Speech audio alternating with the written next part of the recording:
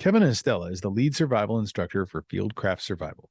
A lifelong outdoorsman with over 2 decades of teaching in the great outdoors, Kevin is well versed in bushcraft and survival skills. Kevin is the former lead survival instructor of the Wilderness Learning Center under the late Marty Simon. He is also the author of the best-selling book, 101 Skills You Need to Survive in the Woods, with over 150 published magazine titles as well. He regularly hones his capabilities in different environments around the globe, including Arctic, desert, and jungle, with the most emphasis in the northern forest. He joined Fieldcraft after 14 years of teaching public high school history. Rounding out Kevin's background is extensive training in Filipino Martial Arts, Brazilian Jiu Jitsu, and a completion of numerous pistol, shotgun, carbine, and precision scoped rifle courses. A student for life, Kevin is constantly pursuing more knowledge and experience to impart on his students. Thanks for tuning in, and I hope you enjoy. Welcome back to the Son of a Blitch podcast. I'm joined today by my very special guest, Fieldcraft Survival Instructor and outdoor survival expert, Kevin Estela. How you doing today, Kevin? Pretty good, although I do shy away from using that term expert. I always say I'm a lifelong student, and I'll never, make anything. I'll never become an expert in anything. I just like being a student and sharing what I know. So I'm doing okay. That's great. Well, yeah, that means you're never hitting that final bit. You're always striving for more, right? Yeah, because people who kind of rest on their laurels and they say I'm an expert or I've accomplished this or that. It's like you're no better than the high school quarterback from 20 years ago that's still wearing the Letterman jacket. It's like you should be trying to constantly, improve yourself and never peak. That's right. Otherwise, you're going to end up selling shoes in a mall like Al Bundy, right? Al Bundy supported a family and did really well as a shoe salesman. At this point, I would totally be fine living in that house. And what was her name? Katie Seagal was beautiful. So he did okay for himself. That's true. That's true. Well, I want to start with you kind of telling us a little bit about Fieldcraft Survival and what your role is with that team these days. All right. So I recently moved to our training division, and that's really what I want to make the focus on this podcast. I've talked about the company in the past. We do firearms training and mobility training and all that. But over in North Carolina, we really are setting the standard at our company for the highest quality training. You've got Kevin Owens, who, he won the international sniper competition. He worked at Force Mod. He's basically one of the guys that developed the 1-to-6 variable power optic for the military. Brought the 6.5 Creedmoor on board. The guy is a legend when it comes to long range shooting. I'm over there. I'm a decent guy when it comes to teaching outdoor survival skills. My book is over your shoulder. Yep. I've been in the business quite some time, and I bring a lot of enthusiasm to teaching land nav and, the survival skills. And, I get to every once in a while jump into the marksmanship game or the personal security game, sharing some of the self-defense stuff that I've picked up over the years, doing that on the side. And then we have a whole bunch of different trainers. We've got Doc Mack, who is an Irish doctor and PhD who teaches our austere med class. We've got my good buddy Jerry Young. Jerry is a retired Bethlehem, New York detective, fire investigator, SWAT guy who is kind of our multi-tool at the company. He teaches med and survival and a little bit of everything. We've got Kevin's wife, Tula, who does all of our media. My man, John, who, does all of our social media stuff too. We've got a really cool crew over at North Carolina. And, in addition to doing the training, we do put out podcasts. I'm the host of the Fieldcraft Survival podcast. Kevin Owens has his own podcast. Glover obviously has a podcast. We got a bunch of folks that work with us that are all putting out really, really good work. And, in addition to the media and the training, we got, a handful of products you guys might want to check out too. So what all courses are you an instructor for? And kind of what is your role now in the North Carolina branch? So anything survival related, I'm going to, put my name on. The 2-day survival class, the civilian survival school, knots, cordage, and lashings, where we spend a whole morning going over about 40 to 50 different ways you can tie cord together. You can make cordage. You can do a lot with it, weaponize it even if you want to. The land navigation, that's really one of my babies. I love teaching land nav. And in North Carolina, I have way more flexibility than I did in Utah to bring out new courses. So we're doing a survival and defensive shotgun course that we've taught in the past. We will eventually do a hunter safety course, which is very practical. Sure. Personally, I think a lot of the bubble has burst when it comes to like the cool guy tactical training. And it's like, let's get back to basics. Let's do the stuff that, this country was founded on, which is simple marksmanship and understanding how to do these skills that anyone in the frontiers could do years and years ago. So in North Carolina, those are really like my strong points. But as I mentioned, I do get tapped for personal security where I get to be the role player wearing the padded suit and I get my ass kicked. But it's fun because you learn the bad guy reps, right? Yeah. Like I freaked out a lot of people when I did the carjacking scenario because they're like, damn, I didn't know you had that in you. But I mean, my lineage is training with like Bill Rapier, Kyle DeFore, all the SIAC tactical guys. I'm a SIAC instructor myself. And before I joined Fieldcraft, that's where I came from. So when the first time I did the carjacking scenario and I got the bad guy rep, everyone was like, damn, like you were just straight up gangster. And I'm like, that's how I would do it. If I had to jack a car, that's how I would do it. And I mean, at some point I can't completely control the scenario. I gotta give them an opening.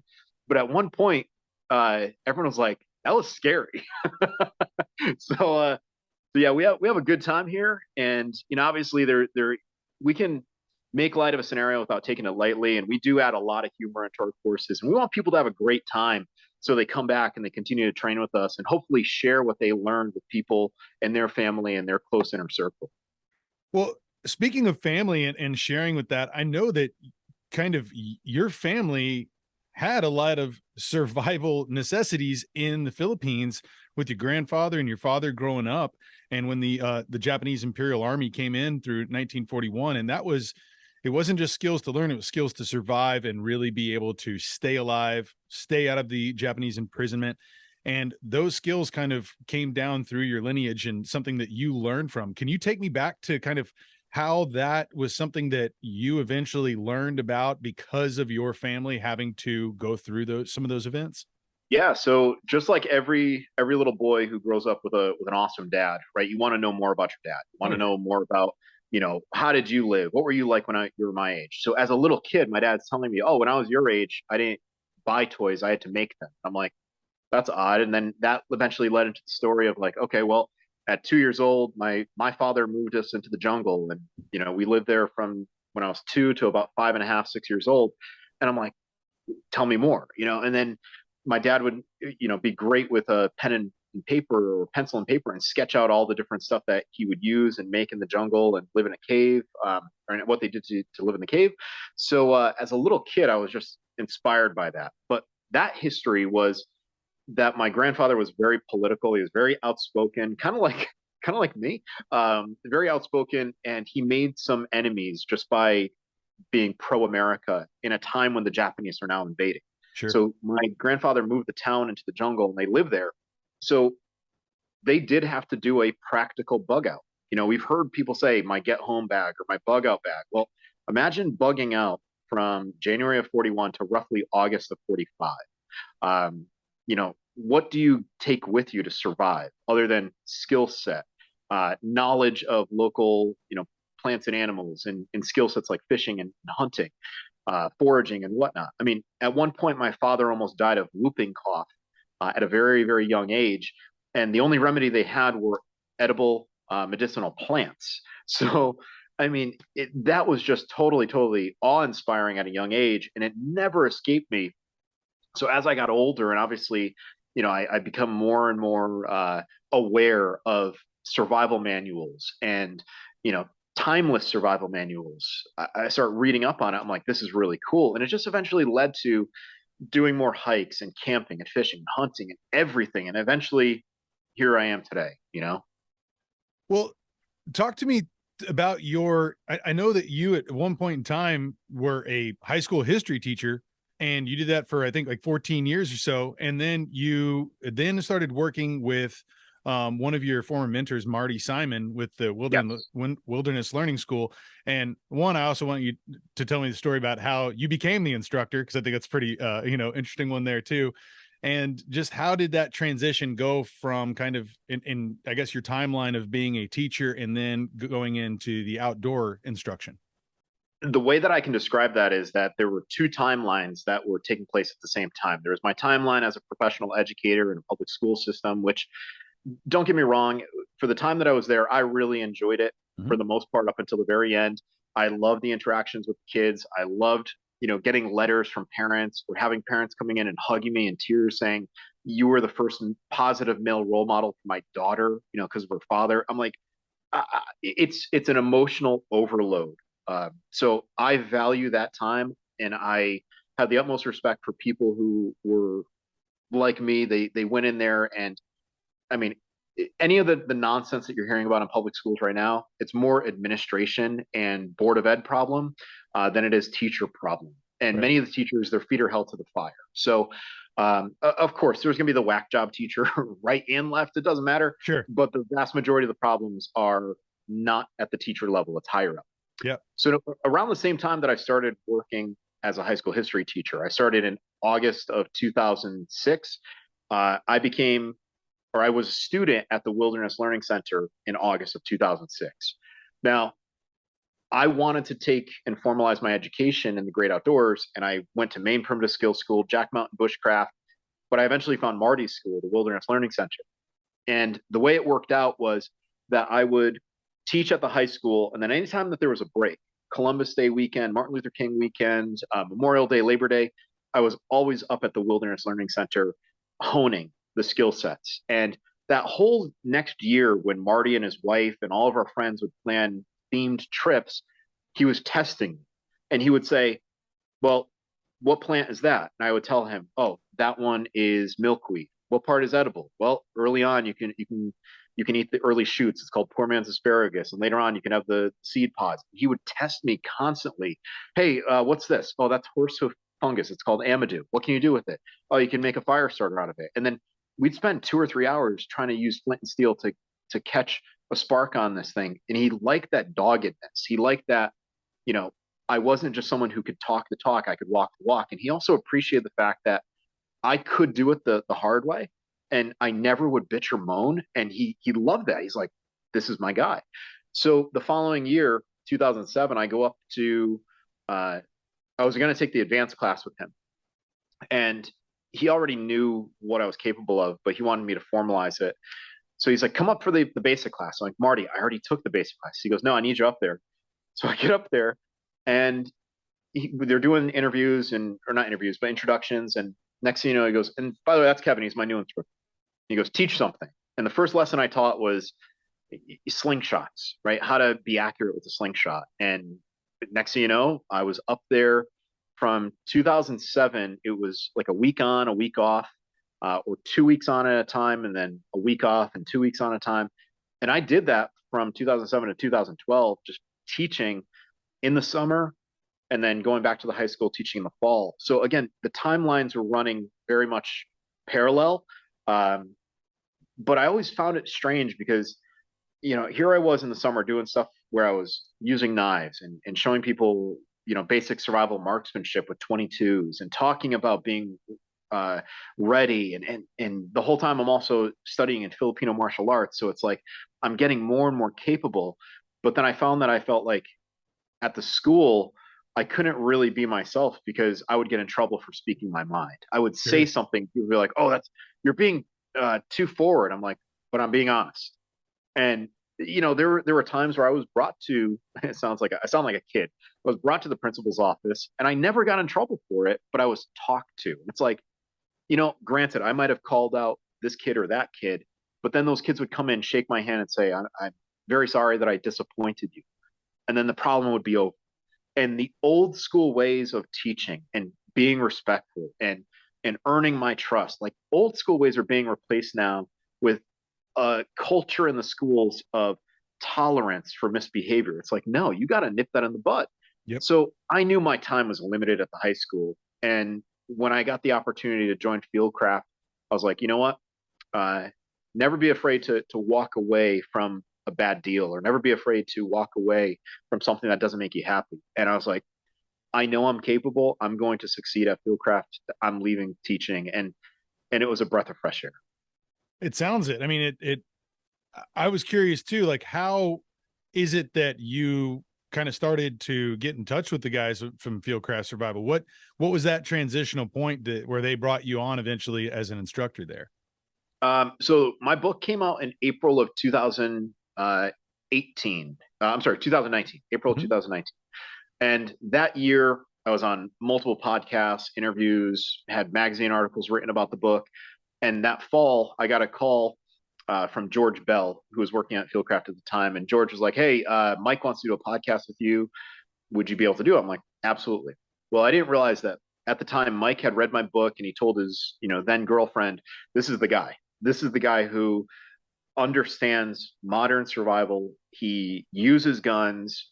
He's not some crazy hippie, who is being unrealistic with what capability is. He's our guy." So I was on a podcast with Mike, talked for about 90 minutes, got off the podcast, talked for another 90 minutes, stayed in touch with him. And in June of the following year, I got the message, "Hey, what if we were to offer you this, this, this? You got to move out to Utah, though." And I said, "Okay, that's it." So I went out there in August of that year. I taught one class with the company just to make sure it was a good fit. Met up with Kevin Owens. And I always say that Kevin Owens is the reason why I joined the company, because Kevin and I just clicked. We're both no BS, big boy rules. If you get the work done, great. We care more about making people more capable than us being in the spotlight. Like, if the skills are the star of the show, that's the way to go. So Right. Kevin is right there. He's talking me up. He's like, "You really need to join this company. You can really affect a lot of people." Next thing you know, I'm like, "Well, I'll start year 15 as a teacher. I'll get through this year and I'll join the company in June the following year." Well, it went really crazy that fall. And that's when I said, "I'm out." So October 30th is when I left teaching. Next week, I was fishing in New York as kind of like a little bit of a breather. And then the following week, I was in Utah looking for a place to live. Wow. Where were you before you went to Utah? Where were you teaching at that time? What's So I was teaching at Bristol Central High School in Bristol, Connecticut. Yep. If you guys follow any college basketball, our center that we had, Donovan Klingen, cool kid, nicest kid in the world. He's currently at UConn, Mhm. and he's like 7'2". Or, I mean, geez, he's probably still growing. He's probably like 9 feet tall.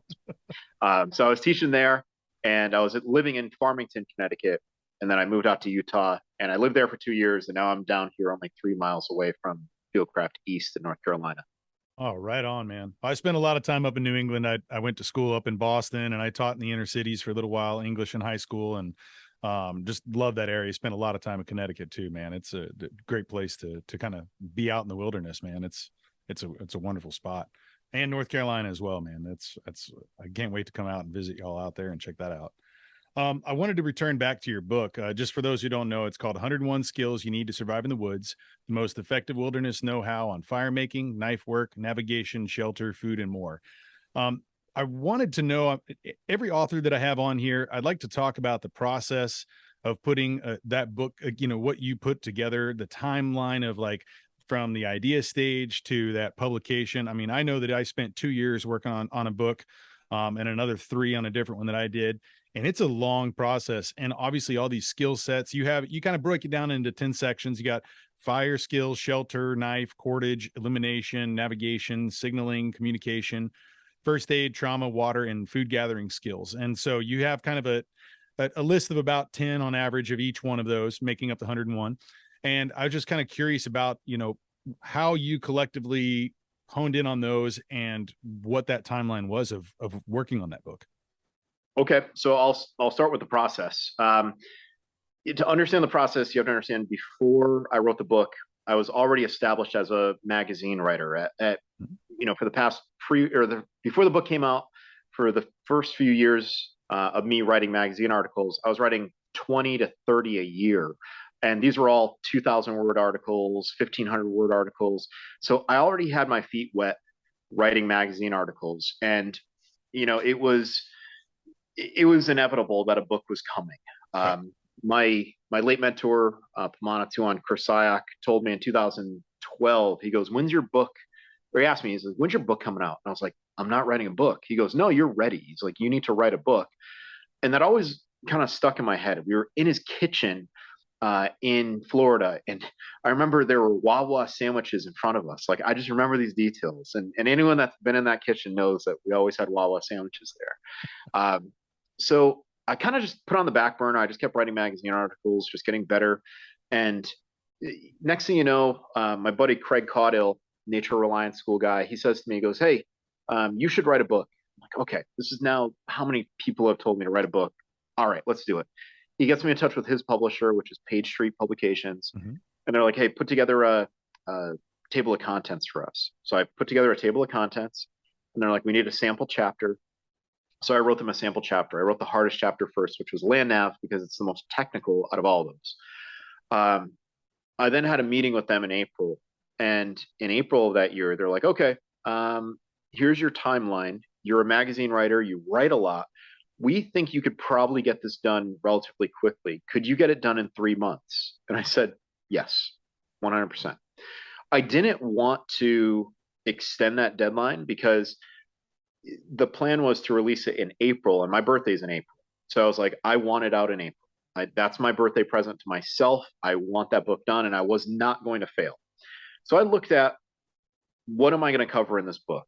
Table of contents, I had it figured out. And the table of contents came up because in survival, you hear about the 10 essential items, right? Everyone says 10 essential items, or 5 this or 10 that. And that drives me nuts because, when I think of, like, okay, 10 essential items, I don't think of having one knife, because that's foolish. You should always have a backup, right? And you should always carry the right tools to get the job done, right? You don't see a mechanic showing up to work on an engine with one socket wrench and one size, fitting. Yeah. It's like the 2 is 1, 1 is none idea, right? Yeah. So I said, all right, I'm going to write about skill sets, and I want the skill sets to be the star of the show. I don't want gear to be the show. I don't want that to be what the focus is. I'm going to write about skills. And over time, skills will stay the same, but gear will change, right? And you'll see more change in gear than you will in the skill sets, right? I mean, the foundation of fire is always going to be the same. So I wrote that as my concept. I was like, 101 skills, but let me look at what the 10 essential items or 10 essential needs are. So you have knives. Well, can I write 10 skills about knives? 100%. Can I write 10 skills about making a shelter? Yes. And I said, that's it. I'm going to focus. I'm going to use the 10 commonly understood needs, right? Cutting tools, illumination, and I'm going to build skill sets around them. And that's what drove the book. But believe it or not, even though the book is heavily skills based, the most feedback I get is on the mindset component, which I've had people reach out to me and say, "You know what, this is what is helping me get through the day. I haven't been able to figure out what my worth was until I read this." And like, just like I used to get the feedback from those parents at parent conference meetings, getting that feedback now from my readers is really, really affirming, to say like, damn, I did something okay with this book. So the process was dogged. I would wake up at 5 a.m. and write till about 6:37, and then jump in the shower and go to work. Get home and then write from 3 o'clock until 7 at night. But I got it done, and I basically said, I'm going to do 1 chapter a week, and that's what I did. So roughly 5,000 to 10,000 words a chapter for 10 weeks straight. In a couple weeks, I was able to crank out a couple more, and then that built in time for editing and revising. And then the photos are probably the hardest part, because I had to make sure that the photos were right. Once the book was done, in my opinion, the initial first draft, the publishers are like, we have to cut a third.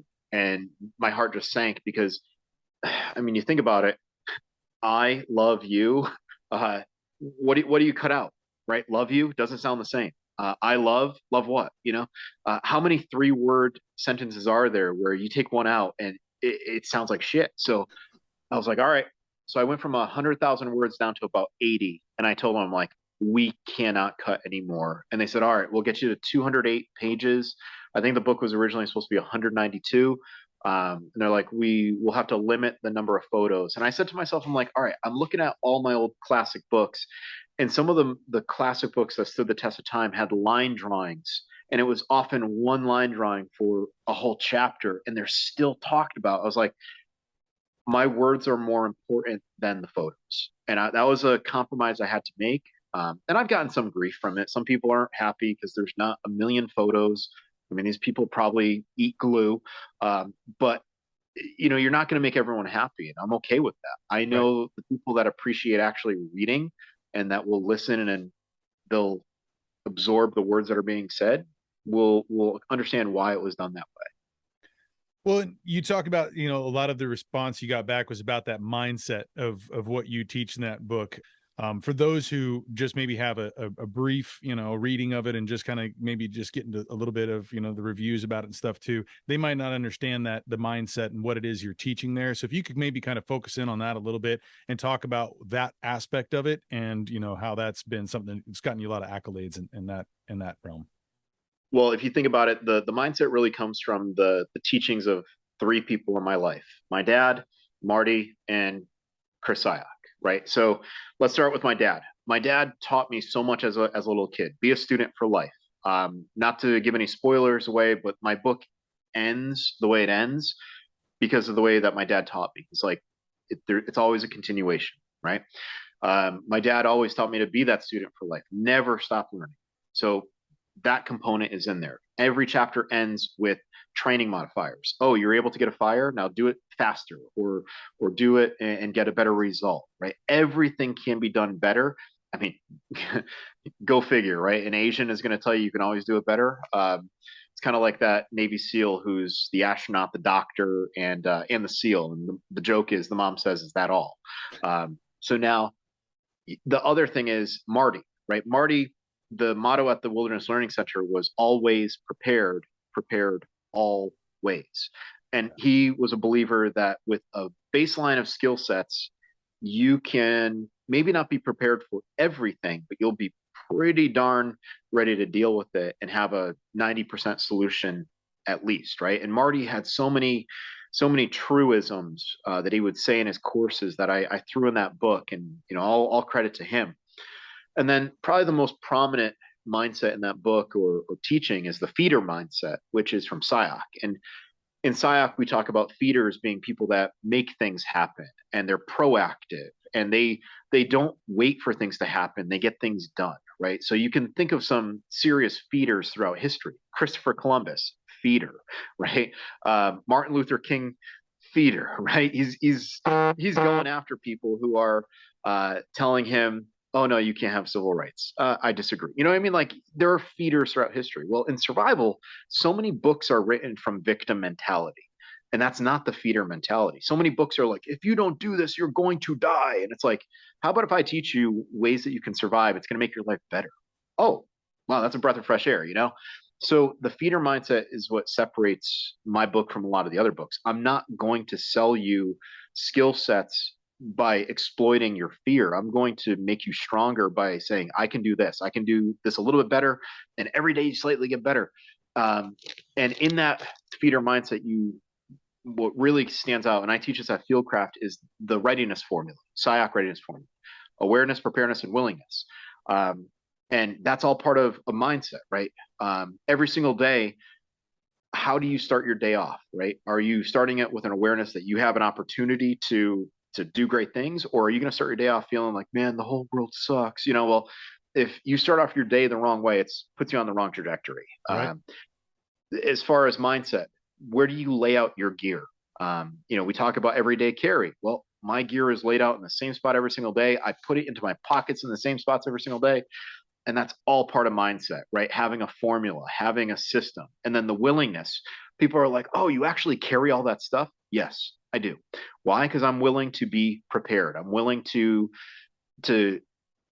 carry additional items in my pocket and maybe not have the most say like empty pockets, but I know that I have capability. I have a flashlight in one, I have a Swiss Army knife in another, I've got a spare mag for my pistol in another, I've got things on my belt that will let me protect the people that I care the most about. Guess what? I am willing to do that.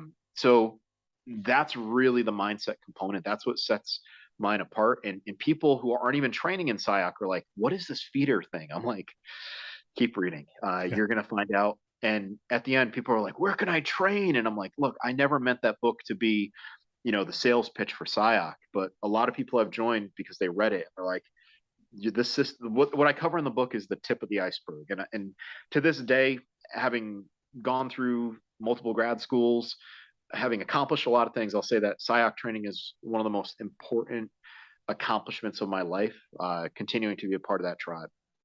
That's incredible. And I fully agree. For those who may not know, can you kind of, rewind back and talk about what PSYOPs are and, how that, that kind of relates to what we're talking about today? Yeah. Well, I mean, I brought some props. All right. So I got some most people, and I'll put this over on the side. So most people know this tomahawk from the Jack Carr series, right? And a lot of people say, "Oh my God, that thing looks vicious and whatnot." Well, SIOC, spelled SAYOC, SIOC R&D is the name of this tomahawk. R&D stands for Raphael and Daniel, Raphael Kayanen and Daniel Winkler. Now, Tuan Raff is one of our master level instructors in the system. He designed this in the late 2000s, and it's based off of a head axe from the Philippines. So if you look at the Igorot axes of the northern tribes that lived in the mountains, they were using axes in warfare, and they had a front spike. Now, this is the first front spike tomahawk that came on the market. It's the SIOC R&D, and a lot of people think that it's just a knife design, but SIOC is a family-based martial arts system. It's a martial culture from the Philippines, and it is really all the tribal skill sets that have been adopted from the modern battlefield. So if you look at, say, conquistador armor, right, the breastplate, and you think of like if you were a tribesman in the Philippines and you had to fight off a guy in a breastplate, how do you exploit that breastplate, the openings that get to vital targets? Well, SIOC teaches that not against a steel breastplate, but maybe one that's made out of Kevlar or a chest rig worn by a terrorist overseas, right? So it's a modern adaptation of tribal skills and knowledge that's been passed down over the years. And we don't want to be the martial arts school on the corner with the van parked outside saying a month membership and a free gi, just for showing up. Like, we protect our ranks, we protect who teaches it, we protect what is being taught, because it is very valuable, right? It's a family system, and you don't invite anyone to the family table.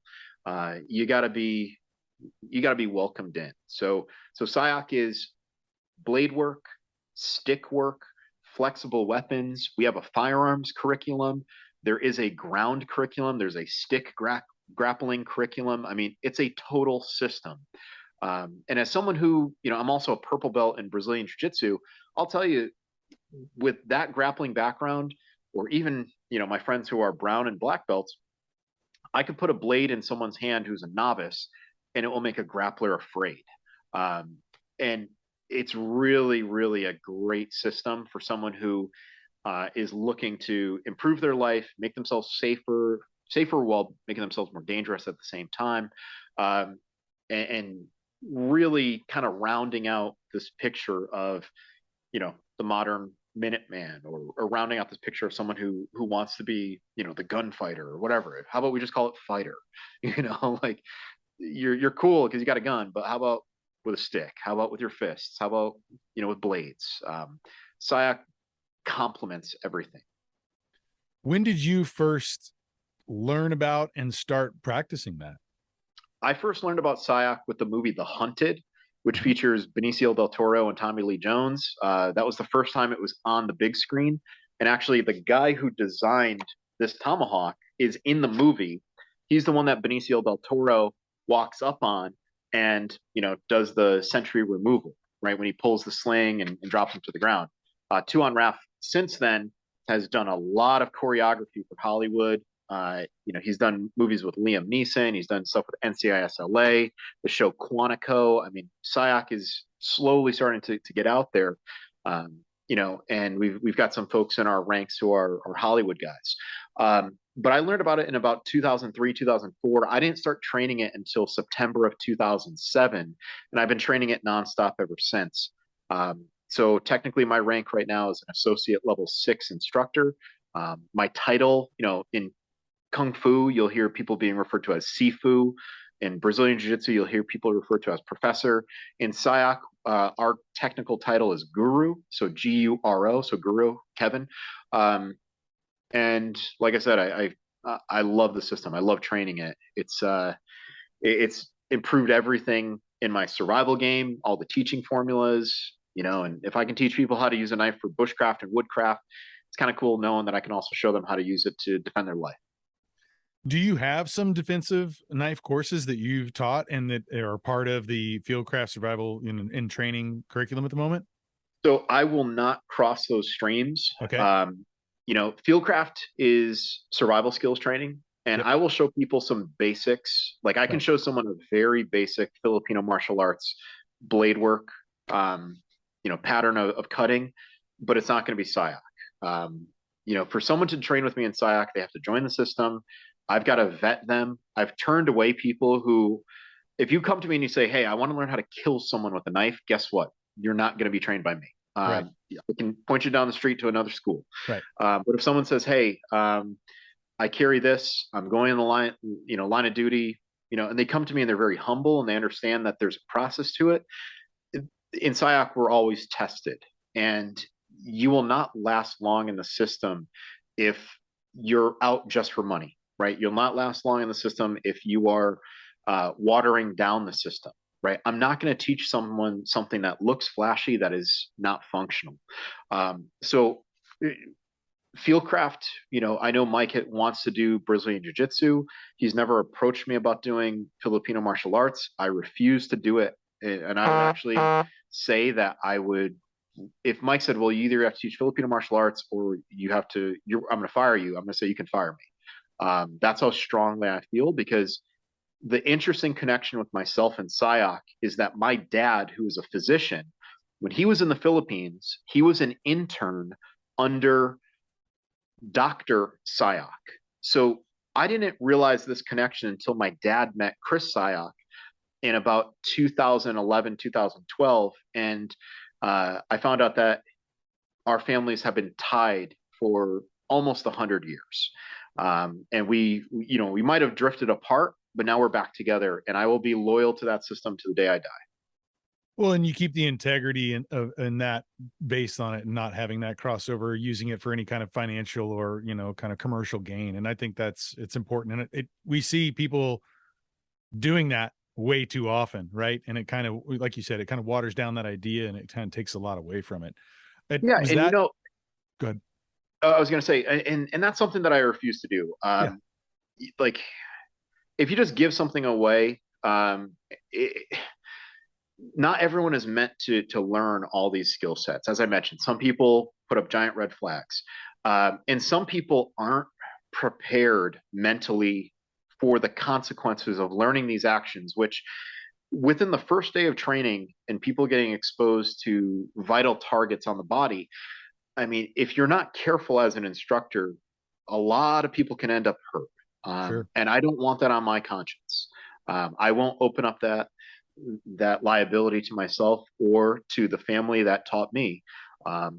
And again, if someone has been vetted, if I understand that they're willing to respect me and respect the system, then I'll teach them. But like I said, we don't want to be that martial arts school with the free belt and the free gi. Yeah. And you need to have people need to start at the very beginning and really understanding the foundational principles about things before you can jump up to that intermediate or expert level of knowledge and practice. And a lot of people want those shortcuts in life. And especially with a lot of martial arts, it takes that time and dedication to really know it and have that be something you're breathing in and out of every single day. And I guess that was another question of shooting seminars, right? Oh, yeah. I've trained with some guys who I now call friends, right? And I've trained with them multiple times. And I realized that just by me training next to someone who's a cool dude, right? SF community or pro shooter competition level, that doesn't make me a pro shooter or an SF dude just because I have a photo next to them. Right. I think it's a shame when people assume that suddenly they're elevated to a new status because they've taken one class, right? Like you can't go to a 4-hour seminar and become a black belt. Right. And you can't apply that black belt mentality to a one-day survival class or to shooting skills or whatever it may be. You really got to put in the time, the dirt time in the survival world, the mat time in the martial arts world to really be able to stand on your own merit.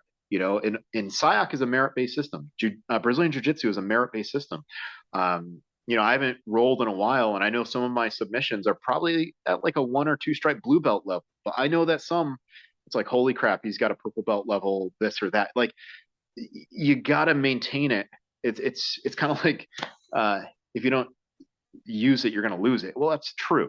And the same is true of survival skills, self-defense skills, what have you. Sure, you can atrophy with all those things, mentally, physically, all of it. Yep. Well, what other are those the two main martial arts that you've studied? Are there other ones? And when did you first get in? Was SIOC the first kind of introduction, or did you have a background earlier on in your life in Man, martial arts?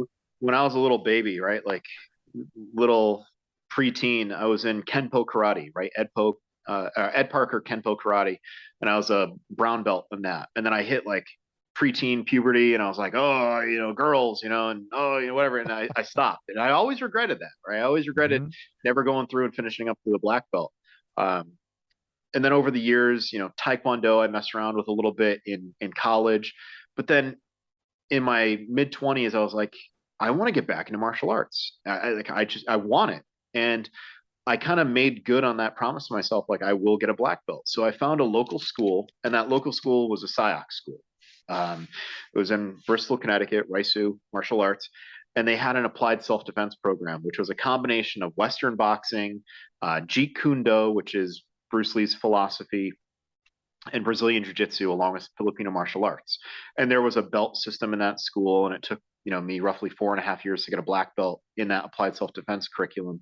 But along the way, I was also becoming a SIOC instructor as an apprentice instructor, and then eventually like a low-level associate, and eventually the high-level associate that I am now. So I have done multiple martial arts. I love the striking arts. I love the grappling arts. Obviously, you can count firearms as a martial art. So I went to SIG Academy. I mean, geez, I don't know how many times I did the whole curriculum for the long range and carbine and pistol course up there, shotgun courses. I mean, I love training. And there are guys like me out there that are probably listening. They're like, he's a training junkie, just like me, and you got to tell your wife, or you got to tell your girlfriend, like, no, I can't go. I'm going to get my ass handed to me, and it's going to be wonderful. And it becomes part of your lifestyle to seek out training, to want to learn from others. And like I said, if you think about why people do it, it's because you don't want to kill people, you don't want to hurt people. You do it because you love your life, you love protecting the lives of people around you, and that's really how I see my training now. It's like I don't do things to be, Frank Castle. And by the way, I do not have a single Punisher skull anywhere in my car or house or anything like that. I'm not trying to be Frank Castle, but I do want to be able to protect, the girl I'm dating, or my nieces, or my dad, because he's 84 years old now. So I would feel terrible as a man if I had the opportunity to train and become a strong version of myself, and I chose not to. At that point, I'd say I'm not much of a man at all. It's a really good point. There's so many things that I feel like, I even saw a post recently that you had where about like, there's a train that derailed and had, these horrible poisonous fumes that were going out, and they had to be able to they're telling people, you got to evacuate now. What you're breathing in could kill you or cause cancer. Like, and it's something that people don't even think that train right down the road could happen. Or, we see in Syria and Turkey, okay, we have this, horrible a set of earthquakes, and there's 5,000 dead, and there's homes that are ruined. There's water, there's electricity, there's things that are out that people don't. I mean, there are a lot of folks who do prepare for it. Like you said, there's these lifelong learners and trainers, but I think in the masses, that's something that it's a skill sets, plural, that are not necessarily focused on a whole. Those aren't things that are taught in public educational systems. There's not something that it's easily digestible, and there's censorship that comes from even trying to teach these types of survival techniques and skills and learning. And I kind of wanted to, bring this back around to asking you about those levels of censorship that you have received personally from trying to share and, elaborate on these skills and the necessities of them, of what we're talking about, and how you see that in your day-to-day life, as far as, there, it seems like there's folks actively trying to not let you use your platforms to be able to spread this exact message that we're talking about today. Right. And I think everyone has felt this at some point when they share information about COVID, right? I mean, you post on COVID and you'll see this was not verified by COVID fact checkers. Well, there's no such thing as a fact checker. It's an opinion checker. And that was already proven with Elon Musk. Shout out to you, buddy. Yeah. At Fieldcraft, we've been censored.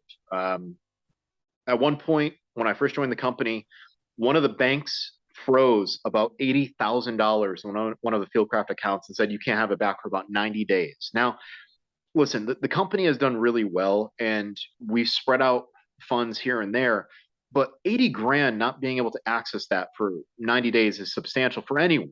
Yeah. And especially when we're onboarding new people and we're paying for flights for instructors to come in and things like that. There's no doubt that censorship happens on multiple levels. We've had people tell us with various training facilities, like, oh, you guys are associated with guns? No. And they were fine with land nav, they're fine with medical training, but they don't want anything to do with guns. We've had people on social media personally, I mentioned this at the very beginning, I was just in San Antonio last week, and I had Instagram tell me that my post about 34,000 people without having power, goes against the standards of the community. I'm like, what standard is that? Where I'm telling people, hey, you might want to check on your friends in San Antonio, or hey, you might want to. Yeah. And I'm the person in the company meeting who brings up facts, and everyone's like, oh, he's being insensitive. I'm like, no, it's the truth. You might not like the delivery, but the message is going to be the same, whether, I say it or, I put it in a text message. Right. And then recently, like, I had my link tree shut down. It said, you cannot have links to pornography, which I'm like, really? I'm sharing pornography? How come I'm not getting any money from that? Because I don't have any pornography on there. You cannot have links to firearm sales. I'm like, I'm not selling any guns. Like, I don't have an FFL. You cannot have, let's see, pornography, guns. There are like 3 other categories. I'm like, what the hell am I promoting? Like, yeah, I do have a custom wool vest. I do have, connections with like a company that makes, fire starters and a handful of things. I'm like, it's not pornography, it's not guns, and it's not whatever else was out there. Hate speech. I was like, what hate speech is out there? I had a link to my charity fund in my hometown that sends underprivileged kids to summer camps, and I got shut down. I'll tell you, man, the censorship thing is hilarious to me. It's funny, but it's not funny because, it's getting to the point now where mainstream America is starting to realize how ridiculous the censors are and who's getting censored and who's getting shut out. I think COVID's, what did Governor Ron DeSantis say? He called it COVID theater. I think COVID theater, people are realizing, okay, initially we were all scared out of our minds. I thought COVID was going to result in like bleeding from the eyes and the asshole, and it didn't happen. And I'm kind of disappointed because it was a weak pandemic. And yeah, I know people get sick, but people get sick from the flu every single year, and the mortality rates are relatively the same. And every single year the pandemic is going to shift. But people are realizing, all right, stop social distancing. Stop wearing the masks. You don't need them. They're not effective in the first place. It's just getting so ridiculous. And from a public education standpoint, we know that kids were not served during COVID. The distance learning did not work. I think people are realizing that they're being lied to, that they're being led astray, that all this censorship is maybe what you want to pay attention to as opposed to agree with the censors. Like, oh, they're bad people. No, maybe they're the ones you should be listening to because they're the ones that might have the answers when other people are trying to deceive you, So it's been a wild ride, and we're still on that ride. I feel like the roller coaster doesn't have brakes at this point, and we don't know when this ride's going to be over. Good points, man. I mean, it's it's a sad day when some of the skill sets that you're teaching about surviving certain things, whether it's natural disasters or man-made, that those things are being censored. It's almost like you're trying to take the power away from the people and be like, no, we'll serve you. We'll protect you. Listen to us. We have all the solutions. And really, when it comes down to it, we need to individually have all these skill sets. We need to be able to have these things that we learn and then we can promote and we can share within our communities. Because when it comes down to it, at the end of the day, I'm defending my family. That if they're behind me, it's me. What do they say? Like, it takes 6 minutes for a cop to arrive. Well, there's a lot that can happen in that 6 minutes, and you need to be able to be prepared for whatever it is. If I see something that doesn't seem right around me, there's some folks who kind of send off a red flag, I'm acting. I'd rather be, overprotective than be, having to have an undertaker, deal with me. And I think that those kinds of censorships that you're talking about, it's just baffling to me. And I understand that there are some, people in the world that maybe they need to be a part of that cancel culture idea, but for the most part, someone who like you is teaching these valuable skills. I don't understand it. They don't have a leg to stand on these platforms. And that kind of, I could go off on cancel culture. I don't know if I should. We can leave that for another discussion. I do want to talk about there was a post that you had that I thought was very powerful, and you had to repost it again, and we kind of talked about this at the very beginning about you with having the United States flag and talking about your family and what that meant to you and where from the Polish side and from the Philippines, and how the U.S. really kind of helped both of those communities in times where there was some serious dire straits going on. Yeah, so this was September of 2020, so election cycle year, and I had a photo of me. I'm down on the Connecticut coastline. I've got the beautiful red, white, and blue waving behind me. I'm smiling, and I was just so proud in that moment. I was like, I wrote a post. I was like, hey, I'm half Polish. I'm half Filipino. The stubbornness is totally my Polish side, right? The resourcefulness is definitely my Filipino side. My father came to this country as an immigrant. Let's not forget that. My great grandfather, came into New York and then, drove down to Connecticut. My grandmother. My grandmother was super resilient. She was 98 years old when she died, and she was living on her own up until then. And I was just extolling the virtues of my patriotism, and that post got flagged and it got taken down. And I was like, what the hell? So I put it back up again. I'm like, seriously, this is ridiculous. It said this goes against my Instagram community standards again. And I'm like, really? For saying that, I'm proud to be an American. I'm proud, to love this country. When people say, what are you? I say, I'm American, right? I'm half Filipino. I'm half Polish. I'm technically biracial, but I'm 100% American. For whatever reason, they did not like that. And that got taken down. And then it was put back up. And I was like, Jesus, this is a sad world that we live in where this type of thing is happening. And I get it. There are people out there that maybe aren't as stubborn or as resilient. And maybe that turned them off completely from that social media channel. And now what? A voice is silenced, right? That goes against our First Amendment. What I mean? Like, you have the freedom of speech. It's the most un-American thing. Yep. To be censored, to be intimidated on a platform that you're supposed to be sharing. No one should be intimidated to talk about their background, and I knew I wasn't going to talk about cancel culture, but I'm going to go there for a little bit. This whole idea of removing statues and whatnot, it's history. It's in the past. This whole idea of, we can't, use the product from this company because they've got a history of this. What are they doing right now? Are they employing people of multiple backgrounds? I bet they're employing someone that's just like you. I don't care if cancel culture comes from the right or from the left. Usually it doesn't affect the person at the top, the person that you're probably wanting to affect. It's affecting the 600 workers who are doing the groundwork, getting whatever products out to the shelves. For a while, I was very anti this company, anti that company. And I said, what, is it really helping? And granted, I try to help out local businesses as much as possible. But if I'm traveling and I need to resupply, there are certain stores that I will have to go into to get certain items. And granted, they may not be the most American company by some standards.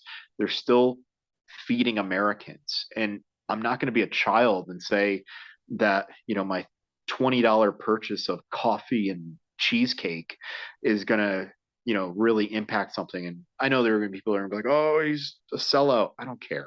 I'm going to do what I have to do and look at it that way.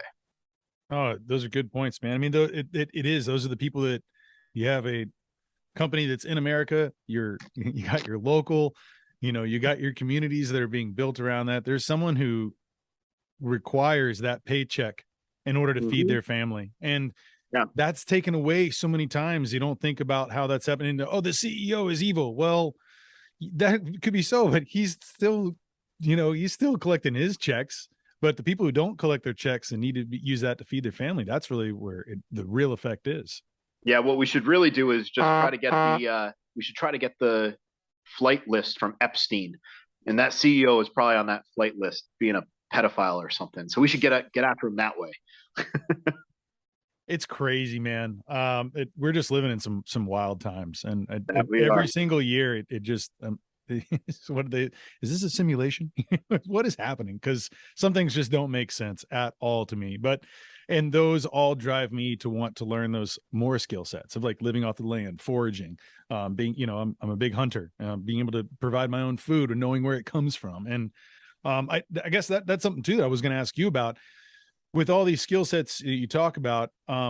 Is like foraging something that you actively do? Are you actively hunting? What are you doing as far, in gardening? Are you doing some of these things in kind of your own self-reliant ways, as well as teaching these skills for those folks to be able to do that as well? Yes, I am not a phony when it comes to hunting, fishing, and foraging. I don't have a garden yet, Mhm. but I will be out here. I mean, North Carolina's got beautiful weather. Oh It yeah. has been below freezing lately, so I'm not planting.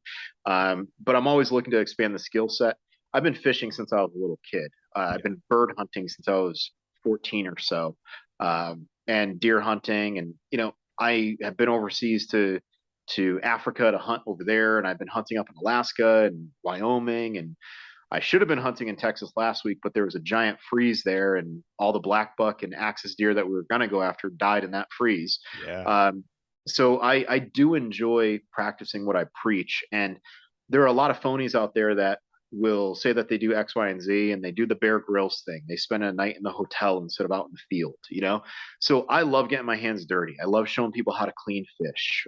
Lately, my passion, it's not just the deer hunting. I actually enjoy the butchering more than anything else, where Yes. I can show people like, look, this is how I clean the silver skin off the backstrap. Watch this. And when they see all that silver skin come off at once, and they're like, wow, there's not a bunch of jagged cuts on that loin. I'm like, yeah, this is how you do it. And that to me is more fascinating now than pressing the trigger. Um, I'll tell you, I don't get me wrong, I love the hunt. I love Yeah. the long range shooting that I do. I love all the true field craft. But I also love the integration of those skill sets to the everyday. Like I've got venison right now in my refrigerator that's thawing out. That's been in my freezer since November. I try to do as much as I can to put wild meat in my freezer as much as there's store bought. Sure. It's just more satisfying. And the foraging thing, Marty Simon was the foremost plants expert in the country. Him and George Hedgepeth, Christopher Nierges. These are three guys that I highly respect. We have a great edible plants instructor here. Her name is Kate Smith. She's a total badass. She could probably deadlift both the two of us and maybe three listeners. Kate is a beast.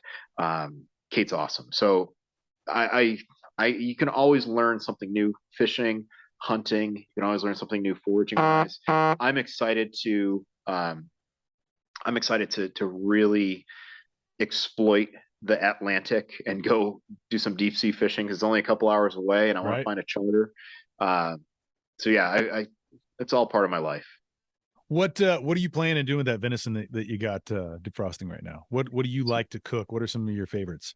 So I've already eaten all my backstrap and my Yeah. tenderloins. I think I have two ball roasts left, Uh-huh. but that's a whole bunch of grind. And I do coarse grind and I do a very fine grind. And I was screwing around with something recently where I brown the meat, and then I chop up a whole bunch of like jalapenos and onions, and then I do a mixture of heavy cream and sriracha sauce, and it makes an awesome dip. It's out of this world because the heavy cream gives it that creamy. Oh, a heavy cream sriracha, and then like different cheeses, Right, right. and then I have that with like pork rinds. Oh my god, it's one of those things where it's like I know that I put 2 pounds of venison in that pan, and I've eaten about 3/4 of that pan. Like a human being should not be eating that much red meat, but it's good, and there's no, it's not pork fat, and it's not beef red meat. So I'm like, it's natural. Like cavemen Yeah. did it. Then again, cavemen lived to like 30 at most. Um, so yeah, I'm probably gonna do that. That's a guilty pleasure doing like a Mexican dip with venison and heavy cream, sriracha, and cheese. Hey man, you got to fuel for all these courses you're teaching. I mean, this is imperative. So Yeah, and I also say that like I'm a full size American male. Like I don't wear skinny jeans. I'm the Yukon size. And the funny thing is like our instructor is Jerry. He'll say about Mike Glover and me. He's like you are the two biggest Asians I've ever met. Like I'm 215 pounds. I'm 6 feet tall, and people are like, "You're Asian?" I'm like, probably the Polish side. That's where I'm from. So like, yeah, I'll eat 2 pounds of meat at a sitting. It's the Polish and whatever. that's awesome. I was going to ask you also about some of the courses. I mean, obviously you have these that you're doing the 1-2 day and longer courses. Are you doing any webinars, for folks that want to maybe kind of get an intro, kind of a one-on-one? Is there something in a webinar before maybe they commit to traveling wherever they are regionally to take one of your courses? Yeah, we've got a platform that we use called Locals, and Mhm. Locals has a couple different paid walls, inexpensive subscriptions, like $5 a month. I know Mike has a Patreon account, Yep. and on Locals we have a land navigation course. We have a recording of a survival firearm seminar that I did, and I've done a survival kit seminar on there. And we do have some online training, but I'll tell people online training can only take you so Yep. far. I can get more out of you in a weekend than a 12-week program, where I'll see you once a week. If I have you for a weekend, I mean, my 2-day wilderness survival class, I give people 20 hours of instruction, 9 to 5, and then about 7 in the morning. And then at night, it's 6 o'clock until whenever. So, I mean, I will make sure we hit 20 hours of instruction in 2 days. And people are like, holy crap, that was a lot. So we do some stuff online, but it will never replace the in-person training. It's kind of like trying to learn grappling online. You got to have interaction face to face with someone. Some Yeah. of the things like I can show someone with tying a knot.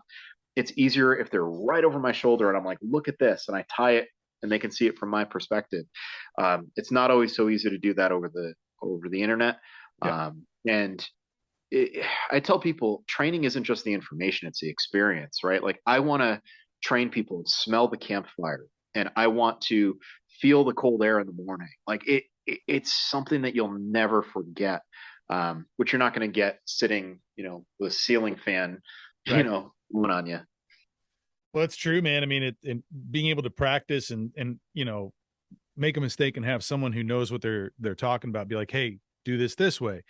And those, like, I remember reading like about your overnight course, like, it's one thing to have like the 1-day course, but if you can go overnight and then you're doing the fire and then you're showing how to safely put it out and all the different things that are like, because in your book you talk about a lot of different types of fires you can create. Sometimes you want to have one that's more concealed, sometimes Yeah. like, and especially in like you're kind of talking about your grandfather, and I'm sure that there's times where you're out there in the jungle or you're out someplace and you're surviving. You don't want everyone to know that you're there, perhaps, and you need to be able to do things in a stealth manner. And it's hard to be able to show those kinds of things online and be like, here's how you do this. But like, man, it nothing beats the instruction in person. So I definitely would point and suggest folks do that. But I just was curious about that webinar thing for folks who might want to just kind of dip their toes into it and have a little introduction. Mm-hmm. One thing I wanted to ask about is different types of equipment, and kind of, you talked about your everyday carry and you have everything laid out in the same spot, and it's something that you repetitively do every single day as part of your routine. if we can just kind of maybe start there, and I'll ask a few other questions, but what is it that you have in your everyday? What do you have on you 24/7 when you're out? Hold on. Let's see. All right. Right front pocket is always a Swiss Army knife and a ferro rod. Okay. Swiss Army knife is the Victorinox Ranger, and it's a 5-layer Swiss Army knife. People say, well, why do you like that one? Because it fits my hand the best. Some people with smaller hands will go a 4-layer. Other people will go with a 3-layer. But I wear an XL glove. I have long fingers, skinny fingers, so I have a big grip radius. That fits my hand the best for prolonged carving. I carry these 2 items every single day without fail. Left front pocket.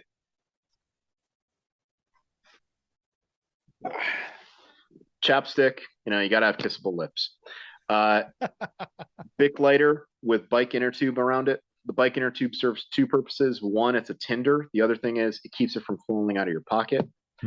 I carry a length of cord with me, and that's for tying things down, and I use it all the time. About how many feet do you have on that? So people laugh when I say 6 feet 3 inches, and they're like, why is it that length? I'm like, okay, 100 divided by 2 is 50. 50 divided by 2 is 25. And I go down and I'm like, and eventually when you get to 12.6 divided by 2 is 6.3. So that's that. Always a flashlight. We cannot see in the dark. So without fail, there's always a flashlight. I pulled this out because I was sitting down, and I pulled this out because we were sitting down. Right. Back left pocket is a bandana. Consider it a flexible utility tool. Very important to have that. I can use it for taking hot pots off the fire, hobo bundle all my stuff in a hotel room. With a padlock, I can make it into a weapon. Back right-hand pocket is a wallet. I think we all know what those look like. Other strong side is always a fixed blade. In this case, this is my Amtac Minuteman, and Bill Rapier is a very good friend. This one, for you guys who are wondering, is serial number 007. That was a gift. Very, very good friend, Bill. And then it's usually a Glock pistol. And I brought out a couple different ones just in case people are wondering. I am a staunch Glock advocate, and all the guys in SIOC, we all carry either a Glock 19 or a Glock 17. So if I'm training with, say, Tuhan Tom, and I'm like, hey, I only have 1 mag on me, I know that he'll have a Glock 17 mag on him. It's another SIOC thing. People don't realize our levels go that deep. So I either have my 17 on me, or this is my 48 MOS. And what you want to have on you, especially when I go into the woods, you want to have a weapon light. And I like red dots. It took me a long time to build up the understanding of red dots, but to be able to hit 50-yard shots at will, right? And full-size steel targets, 75 yards, it creates a level of what's called overmatch. The ability to extend your tool further than your opponent can extend theirs. If anyone is training 3 yards, 3 seconds, 3 rounds, well, I'm training 25-yard bullseye B8 shots. How many 10 rings can I hit in a minute? And now with my red dot, I'm shooting 50 yards with a pistol. There's a reason why I love precision long rifle, scoped carbine, and red dot pistol. You can bring the fight to your threat before they can engage you. Really, really amazing capability. So yeah, I'm a big fan of Glocks. And then I don't have my bag here. It's over there. But there's a tourniquet, spare mag, extra flashlight, headlamp. You could look online and see all the other gear that I have with me. And that's just the bag that I go to and from work with. Right. And when I fly, the only thing I have to take out of there is just the spare mag. And then when I get to where I'm going, I take it out of my gun case, put everything back in. So I have a pretty good tally of what I have on me every single day. And I check it to make sure that I have batteries in my flashlight, right? I check it to make sure that my Swiss Army knife is sharp. And I've developed that system. And because of that, I feel very confident leaving the house. I can address whatever I need to. I know that you've talked extensively about, what systems you have in place, and, whether people call it a bug out bag or be ready bag, or, whatever they want to, term it. But you've also taken another step in talking about bug out rigs and being able to outfit your vehicles and to be able to have everything you may need for emergency situations. Can you talk a little bit about that? And is that a course that is offered, quite often? Because that sounds like a phenomenal one to take. We just ran that course 2 days ago here. We run a course called Go Rigs and Coffee, right? People are probably familiar with the concept of a go bag.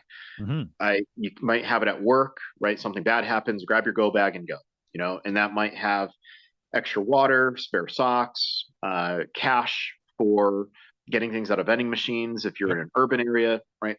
Whatever it takes.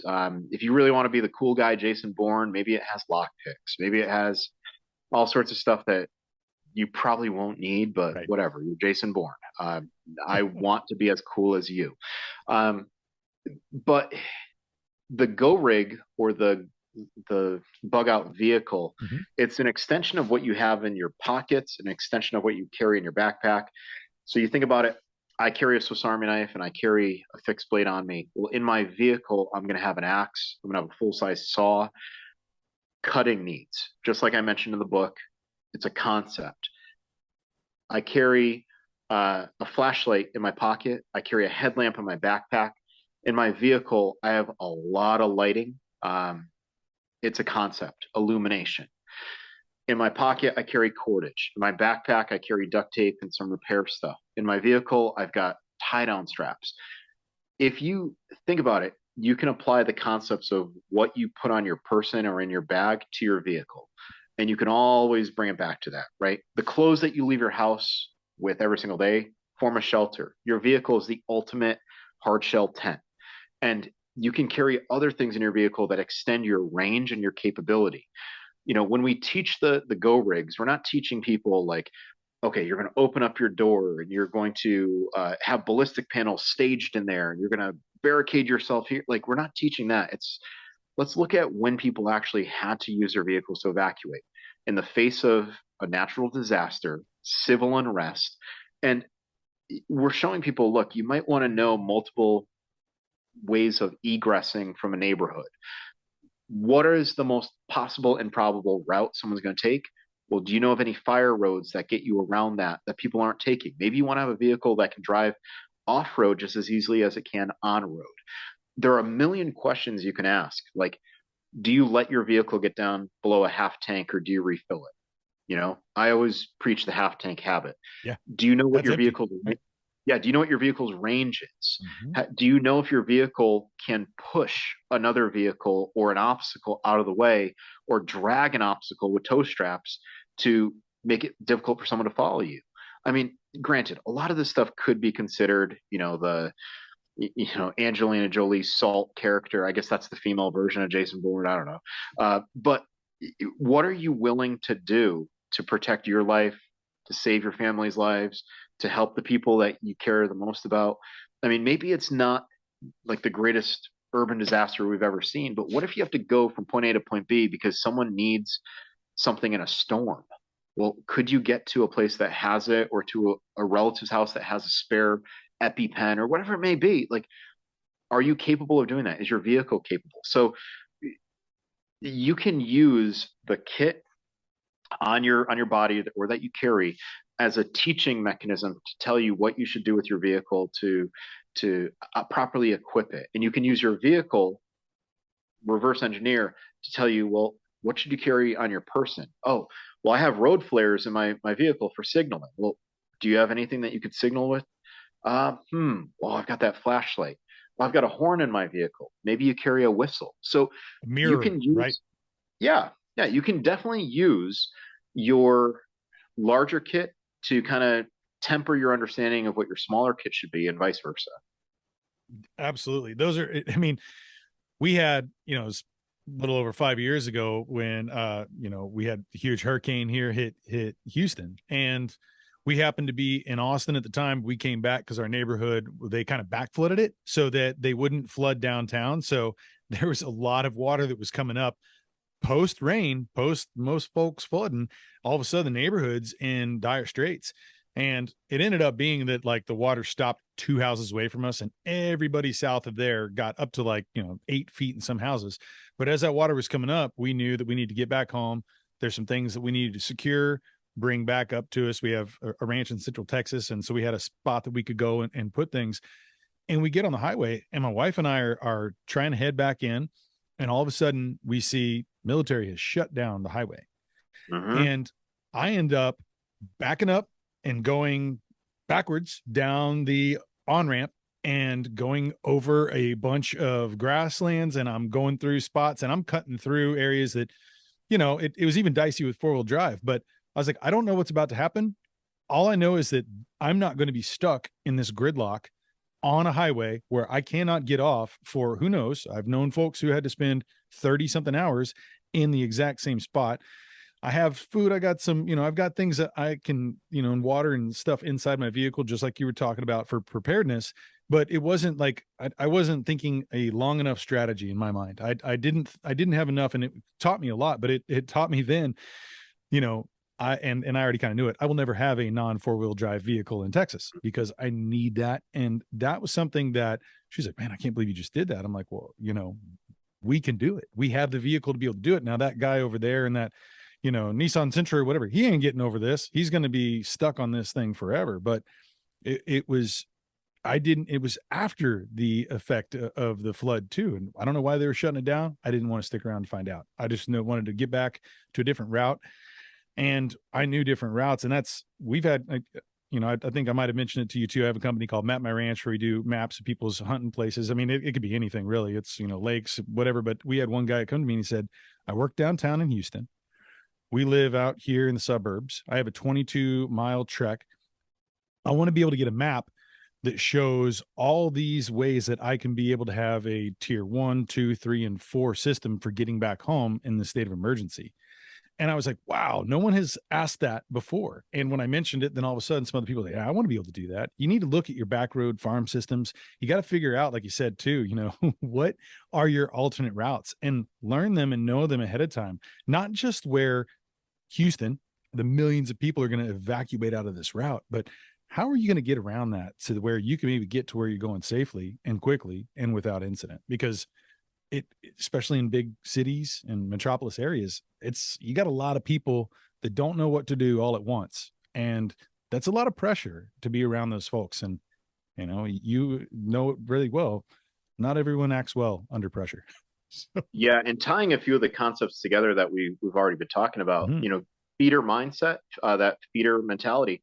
By getting that 4-wheel drive, you're being proactive. Yep. Something that Kevin Owens likes saying here in North Carolina is he voted. He voted. When that guy decided to buy that Nissan Sentra or whatever, he voted. He volunteered to put himself into a predicament. He voted. And same thing is true of like someone who decides to carjack your vehicle. They made a decision that they could potentially pay for with their life if they threaten yours. Yep. He voted.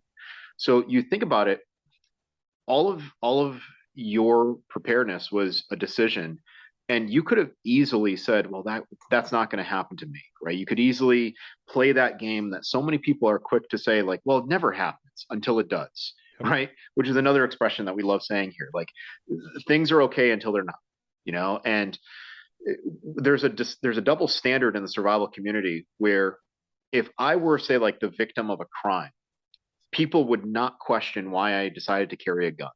I've never been the victim of a physical altercation against me, and I still carry a gun. And people are like, "Oh, you must be paranoid." It's like, Jesus, do I have to become a victim before it's okay for me to do something to protect myself? Right. I'm not willing to do that, and your opinion doesn't matter. So it's just funny what people are willing to say to actually try to convince themselves. Like the decision's simple, right? The logic is simple, but people aren't willing to make the right choices to protect the most valuable thing in their lives, which are the lives that they have and the lives of the people around them. Absolutely. No, I remember, telling some folks about what I had with me and what I keep in my vehicle. And they were like, you keep that? I'm like, I don't want to ever have to use that, or even like bolt cutters. I don't foresee there's many possibilities that in my routes that, you know what, if there's an area that's closed off and I need to be able to get to it, yeah, I'm gonna have bolt cutters. And it's like, it's one of those things that it may seem silly, but then I've had friends that are like, yeah, I got a little set too to keep in the back of my truck. It's like you're using that empty space, like for, nothing else is there, put it in there. Just Yeah, something that you may or you need. could be the super secret squirrel guy that has the lock picks. It's like, I won't break the lock. I'm gonna pick it. I'm gonna go Right. through and close it behind me. Because you're trained by the CIA or something. Yeah. Or Um, you've watched a lot of Jason Bourne movies, picked a few things up. right. Or salt. Right. Angelina Salt. Jolie. There's we got two movies we got to study now. Well, speaking of studying some things, and talking about equipment, there are some incredible knives that you have helped design and put out. I got two of them here. One here is the name is it Puku? Is that the correct? And then another one that you have with Montana Knife Company, who I've gotten both of these knives and they're both incredible, but I'd like for you to talk about those. And I know you have another one coming up here too with, I think it's the Winkler knives that you have. Yeah. And, maybe there's some other ones that you have too you'd like to talk about. But can you tell me a little bit about what some of these ones are designed for? Maybe we can start with this one here and talk to me about what specifically with the design that you had in mind and what purpose you have with this one. And then we'll jump onto the Montana Knife Company one.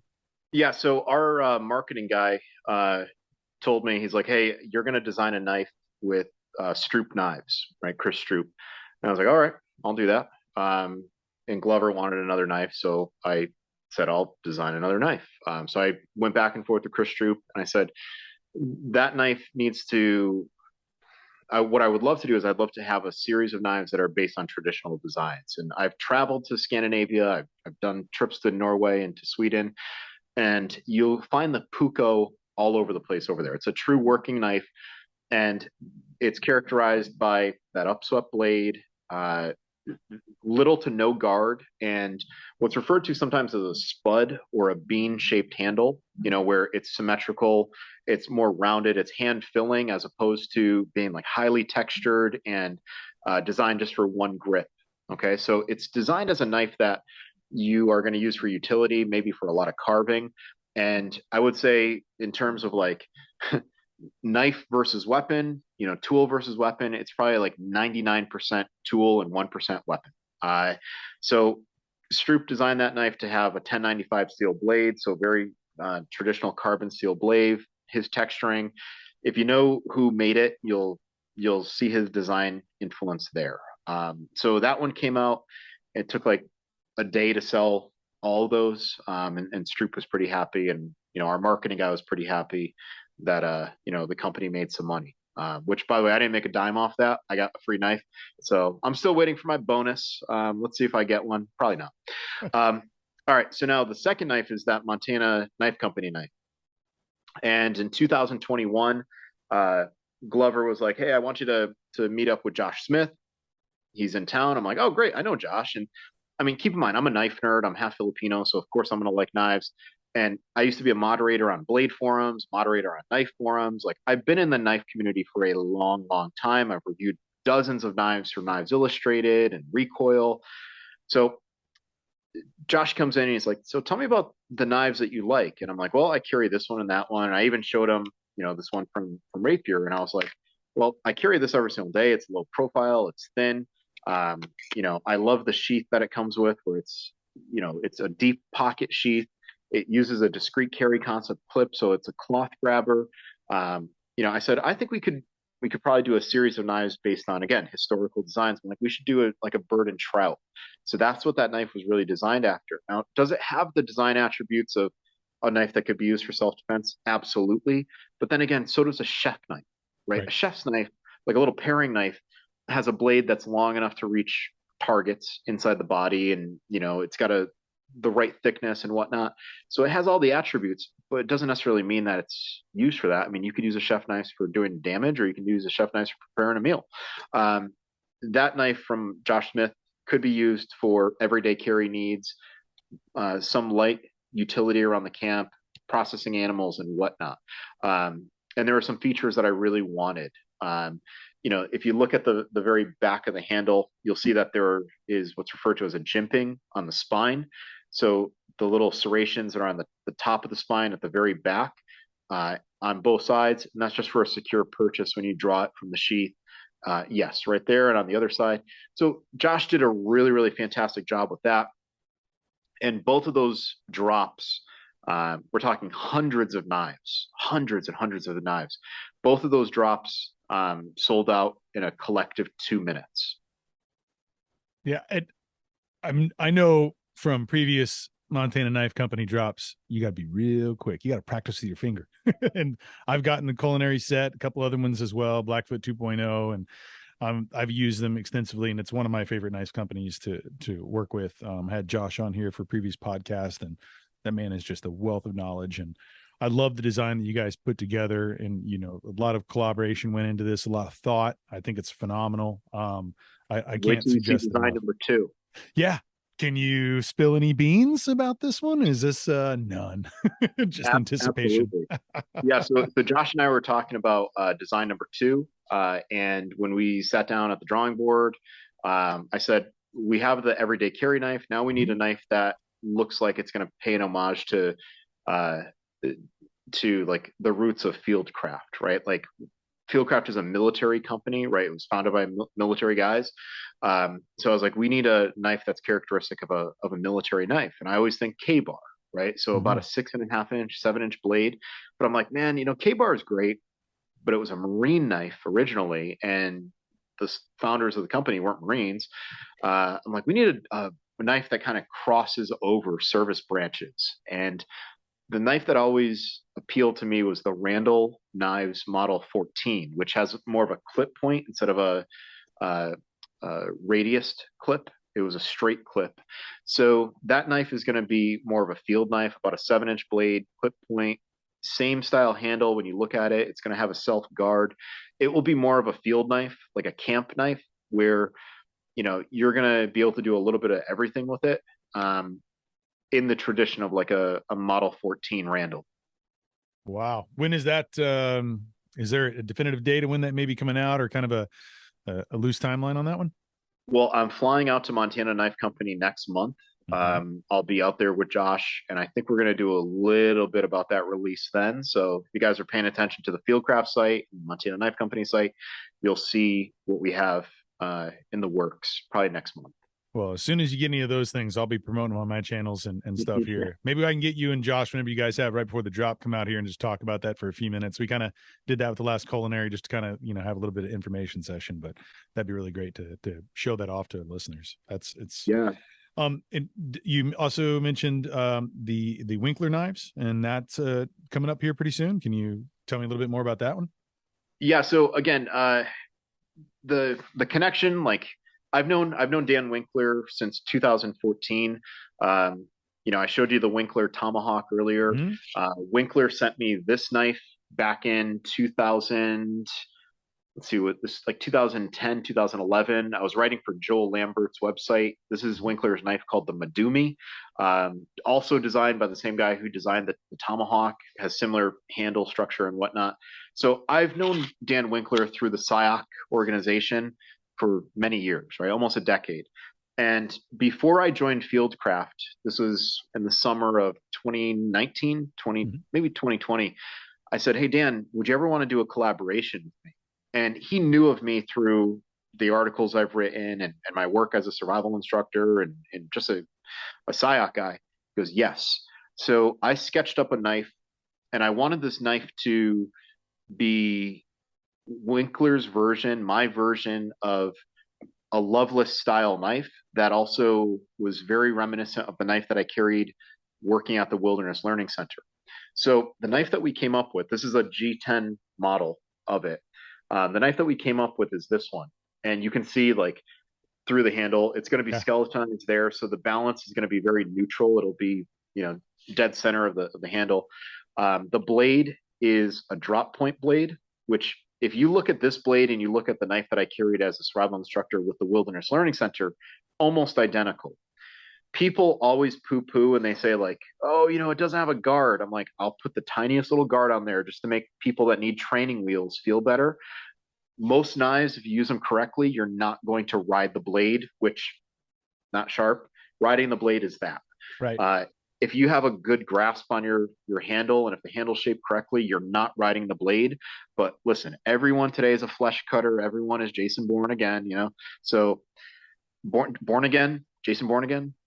So There's a T-shirt there, I think. yeah, I think there is. Yeah, you know, maybe it'll be out of Utah or something. So There in you any go. case, this knife has like the Winkler. It's got the, let's see, is it up here? No, it's not here. It has like the Winkler notching that you're going Uh-huh. to see in some of his other knives. When people see it, they're going to be like, damn, that's a Winkler knife. But they're also going to say, that's a knife that doesn't look like anything else in his catalog. And when they put the pieces together and they follow the dots, they're going to say, makes sense why he designed it that way.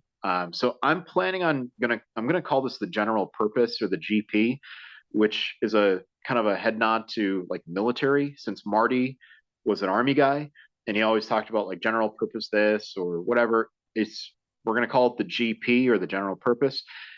That's like a 90% solution for a name, because they already have a knife called the General. If I need to come up with a different name, I'll come up with something. As far as the sheath is going to be like one of Winkler's other knife sheaths. It's going to look like this one, but smaller. But I'm also going to ask a friend of mine who has a business not far from San Antonio to make a leather sheath that I designed. I actually made the prototype. So I learned how to do leather work from Marty, and I figure might as well make this entirely my design, right? Like Yeah. my knife, my sheath. It'll come with a functional sheath from Winkler, but if you want to carry it in the deep pouch style, I'll have a place where you can get that, and it will support a small business in Texas. So, That's great.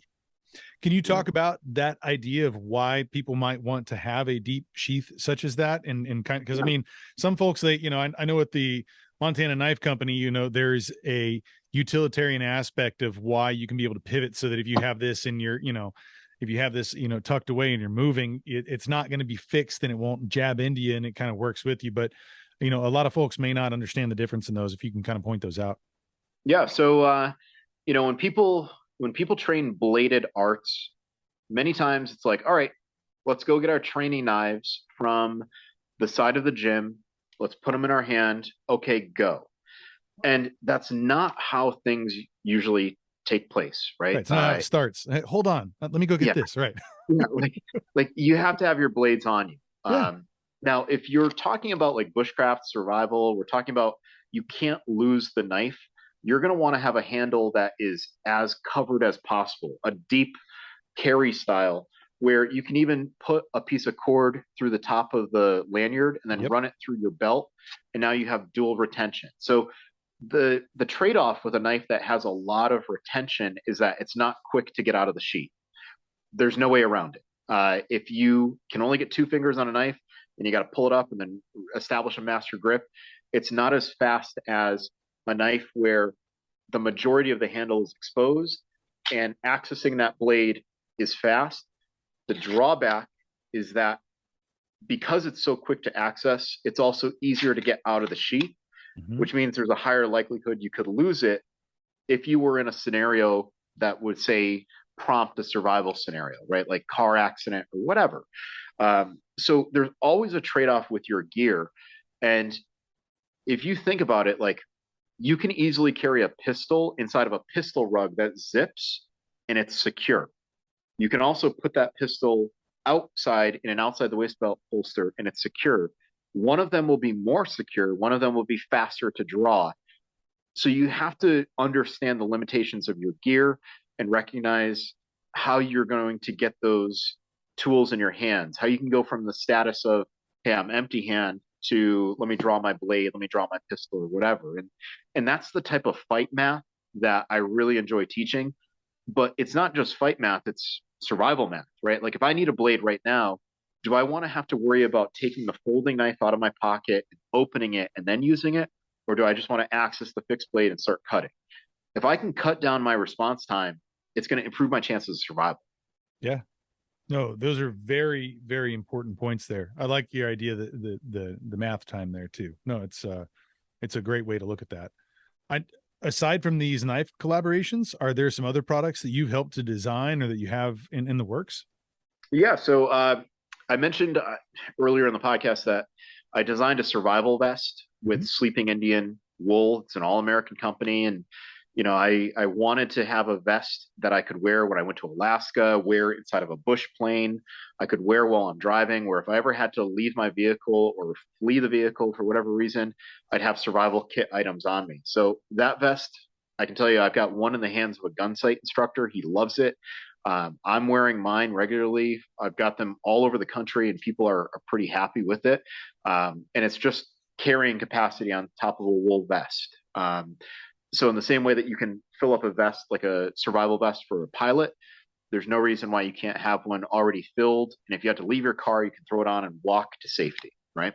Right. So I've got that. This is my original knife sheath that I said I carry with my Swiss Army knife and my ferro rod. The commercial version of these, based on this design, are sold through Yellow Birch Outfitters. It's called the Estela Daily Duo. This came out about a year ago, and I know he's made over 100 of them so far. So it's a popular design for kind of a niche product, and it holds a Swiss Army knife and a ferro rod, so you're always with those two tools. I'm going to have a number of other things coming out. BP Tactical, that makes my favorite holsters in the world. They are making a survival pistol holster based on my specs. And the carry method is one that isn't very common, but it makes sense for a survival pistol. And when you see it, you're going to be like, I need one. So that'll work for the Ruger Mark II and the Browning Buck Mark. And, people will say, oh, it's a 22 is not a survival pistol. There have been more animals killed anywhere on this planet with a 22 than anything else, including Absolutely. people.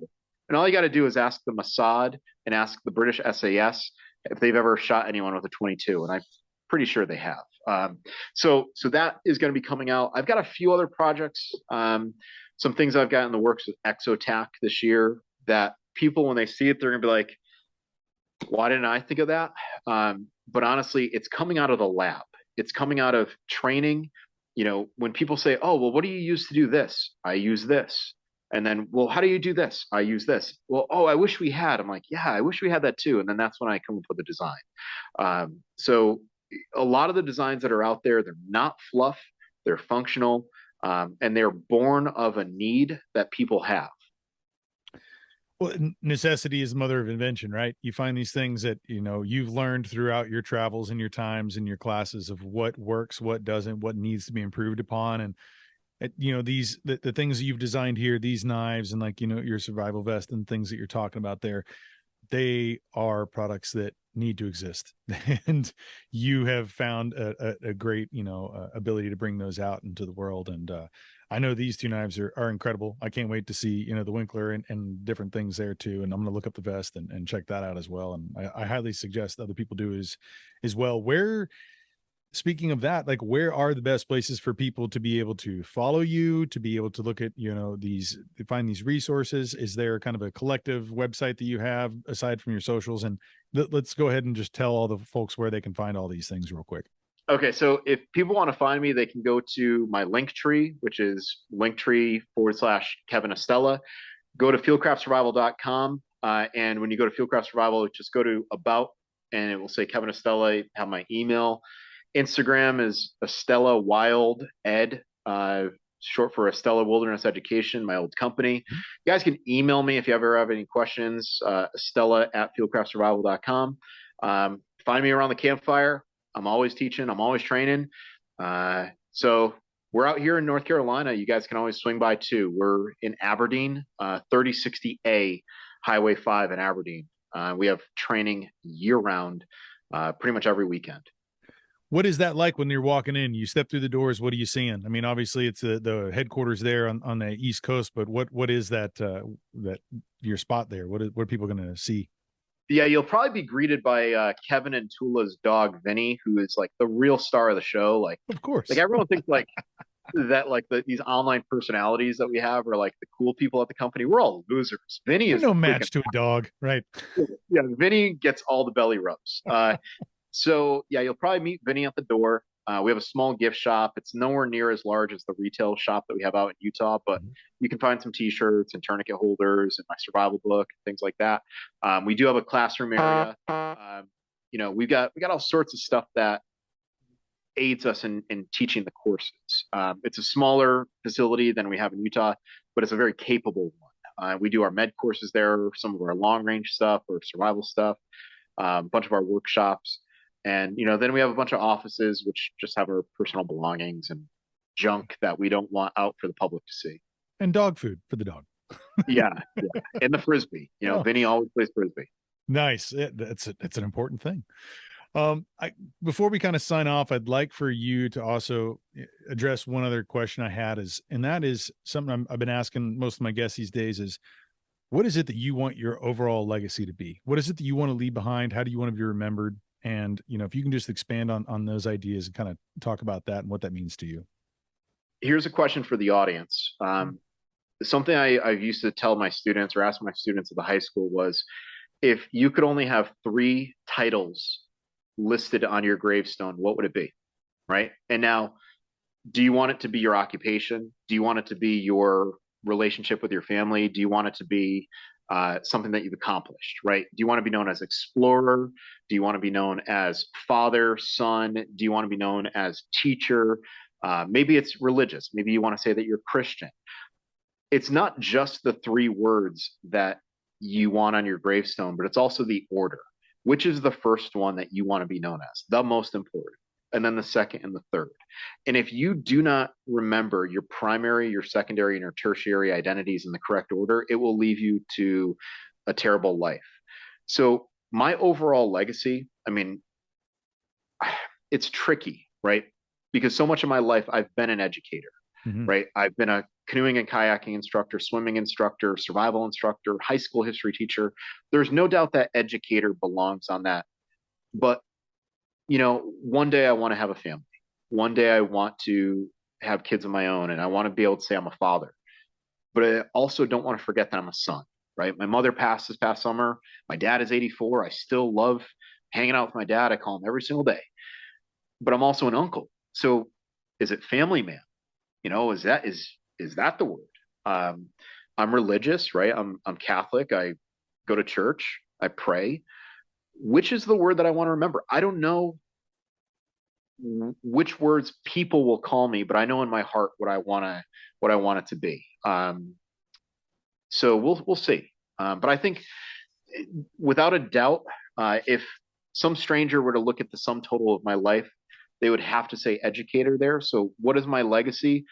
I want to make people better, whether it's smarter, stronger, more secure. I want to make people better than they were before they met me. And maybe that's my way of making the world a better place, leaving it better than I found it.